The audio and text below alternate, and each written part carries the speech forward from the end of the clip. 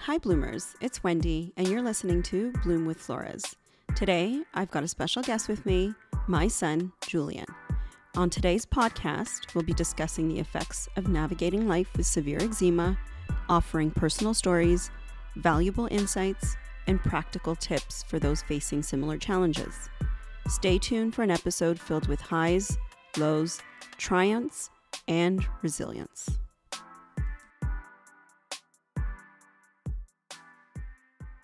Hi, Julian. I'm really happy to have you on our podcast today. Today, we will be discussing the challenges of living with severe eczema. Julian is none other than my son, whom I love dearly. Would you be so kind to introduce yourself to our audience and mention why you feel it's important to talk about eczema and its effects? Hey guys, my name is Julian. Today I'm just here to spread a bit of awareness about eczema and the emotional and side of things, and also just the mental aspects and the hurdles and how I've dealt with this majority of my life now, and just some tips and tricks on how you guys can also just combat the constant struggle of eczema daily. How long have you been dealing with eczema, Junior, and when did you first notice its symptoms? So I've been dealing with eczema for around 8 to 9 years. I first noticed my first eczema breakout was when I was 12 years old. It started off in a little rash around my wrist, which I scratched and scratched, which turned into like hives a bit, which accentuated into like. Yeah, I remember that. It was around your wrist. And I said to you, like, what do you have? And you were just kind of hiding it from me, right? So what did you do? Or I guess you didn't tell me that it was progressively getting worse. Yeah, so I didn't think it was, and then I noticed that from one wrist, the same rash went to my other wrist. So now both wrists had the same exact flare-up reaction, and I've experienced my first cut when I was scratching it because I thought it was a mosquito bite at first, and that's what my grandma had told me it was at the time. But no, it was eczema. Now that you know you have eczema, can you describe the specific symptoms you experience during eczema flare ups? So a typical eczema flare-up for me consists of itching, of course, hives. I'm also allergic to my sweat. So when I do sweat, I tend to get a little bit clammy, and in certain areas I release histamine, which histamine causes me to scratch intensely. And these are not regular scratches I get. It's like my body is like heating up and I get heat waves, and then the scratching is just unbearable. Yeah, can you tell us where in your body you have eczema? So as of right now, as we stand, it's fully spread. So I have eczema on my wrist, I have eczema on my arms, I have eczema on my back, I have eczema on my neck, also my chin, and also just the behind my knees and my legs. And a new eczema area is around your eyes, right? Yes, That's yes. fairly new. My eyes have just been super flaky lately and super irritated, and yeah, I've developed it over my eyes now. Yes, yeah. How has eczema impacted your daily life, including activities, work, and social interactions? Well, so my days don't start normal. Usually people wake up, they roll up out of bed, they brush their teeth, and go in the shower. That's a realistic morning for a lot of people.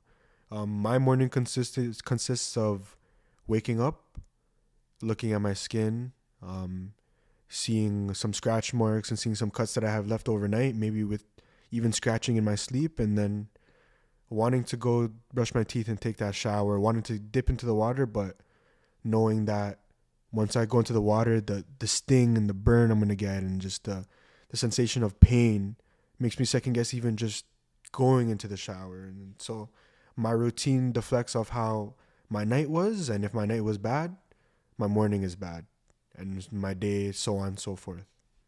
So you have woke up to bloody pillows, bloody blankets. That's very normal, right? And we've tried on our end. So we have It's soft water. it's soft water. So we've taken our measures. We try to keep the temperature in the house very comfortable so that it's not too hot, so that he doesn't feel that itch. What kinds of treatments or remedies have you tried to manage your eczema's symptoms? So you had mentioned the cold factor, keeping the area of which we are in like at a still temperature. So definitely cold with eczema. Anything cold, that's definitely a good like combat to whatever flare up you have going on. It easily just makes you like your body temperature cool down a little bit. For me, especially because I'm the type of temperature eczema where the hotter it is, the more itchy I get, or the colder it is, maybe like the more kind of intense the scratching I want to do is Right. just but yeah. Right, because we keep your face creams, we keep your creams in the fridge so Yes, that they're yeah, cold when you're applying them. yeah. You feel a little bit of relief that way. If you do have flare-ups around your eyes, you do use the ice. You put it around Put it your around the eyes, eyes, yeah. right? That helps a little bit. Yes, Not yeah. always, but If you're looking for a quick relief, that's definitely the way to go. Some cold compress, maybe even like a cold towel around the area. cold Just showers. cold showers is number one, guys. Number one, cold showers. Are there any lifestyle changes you've had to make to cope with eczema? If you haven't made any lifestyle changes while experiencing eczema and it getting worse, then salute to you. You're a soldier. But I've definitely experienced a lot of life changing experiences, in that being just like simply just right when you come out the shower, or eating, for example. Like eating's a big one. You can't eat milk, dairy, gluten, whatever you would like to indulge in you can't with eczema. Sugar's the number one killer. Yeah. How do you handle stress? And do you find that it affects eczema symptoms more? Oh yeah, there's a lot of stress scratching that happens as well, and sometimes that I don't even notice. And my mom tells me all the time, she's like, "You're stressed right now. Calm down. Maybe think about something else because you're scratching right now." And I look down. I'm like, "Oh, I didn't even notice that that's something I tend to do when I get stressed out." So yeah, stress definitely plays a big factor. This question is a little comical because we've tried everything, but have you sought professional medical advice for eczema, and what was the recommended course of action? Oh yeah, so multiple trips to the dermatologist as a young teen all the way to an adult. The number one being definitely steroid creams. Some maybe even this cream that I recently got. It wasn't even a cream; it was like an oil, but it felt kind of like it smelled like alcohol, and I thought it was alcohol based, but it turned into an oil. But the initial appliance to the skin was a burn. So you know what I mean? It was pretty cool. Like the new medications now that they're coming out with, very futuristic, very innovative. We tried Dupixent. I think it was Dupixent. Yeah, where it was like an injection where that actually was the best my skin's ever been with eczema, was when I was doing the Dupixent. It was a trial base. They just started it that year, and then they were trying to see if they kind of get guinea pigs in a way to see how like people would react to the Dupixent medication, and I reacted well. I did really well. I just kind of leaned off it a little bit early, and I feel like it kind of changed the chemistry of my skin, causing it to be even worse. But yeah. Yeah, that's the only thing. And each injection, so there's a packet of two. You have to administer it every week at the same time, on the same day, and just those two injections are $20,000. Yeah. Yeah. So the trial was a year, and after the year, the benefits would cover it. And if you didn't have benefits, then you would have to kind of pay for it on your own. How do you manage the emotional aspect of living with chronic skin condition like eczema? The emotional battle is hard because as much as like you want to do regular things, like even just go to Walmart, you kind of second guess yourself because you're like, what do you think someone's going to think about my skin? Or how do you think it looks to other people? Or do I look dirty? Do you think people may view me as someone that doesn't shower, doesn't take care of themselves? You know what I mean? So like even simple things like just doing your everyday routine, like who wouldn't want to go to Walmart? But me, I don't want to go because I'm scared of how other people might view me. So it's hard because I've always been a person that kind of like goes off what other people say about me. So just with eczema, it's been a very humbling experience to say the least. So that being said, there are a lot of misconceptions when it comes to eczema, right? What are some of the misconceptions or misunderstandings that you've encountered? Yeah, so like a misconception is, oh, just don't scratch. Like I promise you, if I could, I wouldn't. You know what I mean? Or it's don't take long showers, or don't like just simple things, like just people try to give me advice and they're trying to tell me not to do, but like you haven't experienced it, so like how could you really tell me to an extent? You know what I mean? Okay. How has eczema impacted your self-esteem or your relationships? Um, it's definitely affected me in a negative way. Because you're older now, right? You're in romantic relationships. Yeah, so like like you said, I'm older now, but growing up as a teenager dealing with something like this, it's it's it humbles you a lot. Like you learn to build thick skin just because in high school you walk down the hallways, someone yells at you, "Oh, crocodile skin," or some type of remark. You know what I mean? So it teaches you. I feel like it teaches you how to get over anything, like anything that comes your way. It kind of like you can deal with it because you've been dealing with something for such a long amount of time, and you're still progressing. You're still getting through it.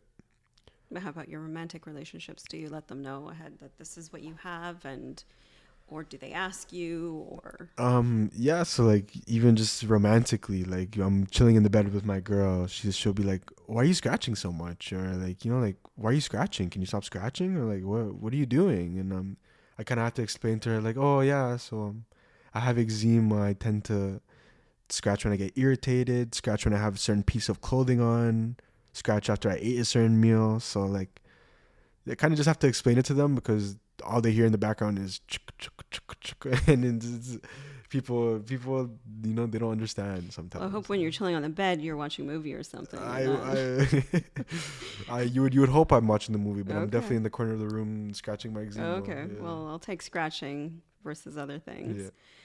Yeah. Do you have any specific skincare routines or products that you have helped that have managed or somewhat managed your eczema? Yeah, so over time, like I said, it was just the topical creams and just regular base creams. But now I've been trying to go a little bit more natural route. Like I've been using body butters. I've been using like more natural creams, non-scented. Trying to go a little bit more natural. Yeah, I feel like it's better to put less chemicals into your body because your body is also absorbing, especially when you have cuts on your skin. It absorbs everything you're putting on it. So natural. I feel like every week there's like a new research about something, right? Yeah, so like every week something's bad for you. You know what I mean? Yeah. So we've changed the laundry detergent. or right? even just the material of your shirts, like cotton only, because polyester will ruin your skin, or even just as much as bed sheets. Right. Literally, everything has to be a precaution with eczema. Everything comes into account. Whatever you do, whatever you put in is whatever you get, and so it's really what you make it. Yeah, everything's suspicious. Sus. Have you found any support groups or communities that have been helpful in dealing with eczema? Support groups, no, but a support system, a support base, people that care for me, yes, and that being my family, they're all very, very understanding. So for them to, let alone them to be here for me since the beginning, I think that support system and them letting me know that I'll get through it when I never thought I would, and still don't, like they're still supporting me to this day. I think that's all the support I've needed. Well, we're putting out fires here, Junior, most of the time, right? Storms. Yeah. How do you communicate your needs to friends, family, and colleagues regarding your eczema? Have you had to? To communicate with them, maybe like in terms of family outings, family meals, like try not to include dairy, sugar, you know what I mean? Because you will see me in the corner maybe later, like scratching until I cut, you know what I mean? So it's just like just try and take a bit of precautions on the dietary restrictions that I have. Yes, but I also like to indulge in a lot of things I shouldn't. So the temptation's there. I give in majority of the time, but it also comes with a cost, and it's a hefty price that I'm paying. Yeah, because your skin pays for it, right? Every single time. Yeah. So looking ahead, what are your hopes and expectations for managing your eczema in the future? Oh, and just eczema-free life. At the end of the day, you know what I mean. That's majority of the goal for anyone dealing with skin conditions as such. Being able to wake up, live a normal life, not feel like I'm itchy in 5-6 different areas. Even playing sports, as much as playing sports, like being able to fully focus and lock in on what I'm supposed to be doing instead of scratching my eczema and not focusing on the next play. You know what I mean? Just living a normal life is definitely the main goal, because this isn't normal. As much as I would love to say life is normal, it's dealing with something every single day from your head to your toe. It's really tough. You know what I mean? Yeah, it's exhausting. It's Oh, draining. I'm drained, and I'm sure my mom, she can say that times 10. Yeah. Okay, well, thank you for joining us today, Julian. And is there anything else you'd like to add? Yeah, so just for anyone dealing with eczema, I understand your pain. I don't think you should let this define you though in any way. As much as they tell you that you will never have a eczema-free life, it's possible to live an eczema-free life and to feel like you never even had it. So in order to do that, it may come with its trials and tribulations, but just stay on top of everything. Know that I will get better, and just keep striving to your goals, and understand that set goals for yourself. Do extra precautions, maybe change your diet if you have to. Do things that you know is best for you, and just stay positive. Well, there you have it, Bloomers. We would like to thank Julian for shedding some light on the struggles of living with eczema. We trust that you found this discussion informative. As we bring today's episode to a close, we invite you to share your personal stories in the comments or through our social media channels. Your stories inspire us and help us grow together as a community of bloomers. Stay tuned for more exciting content, and until next time, keep blooming.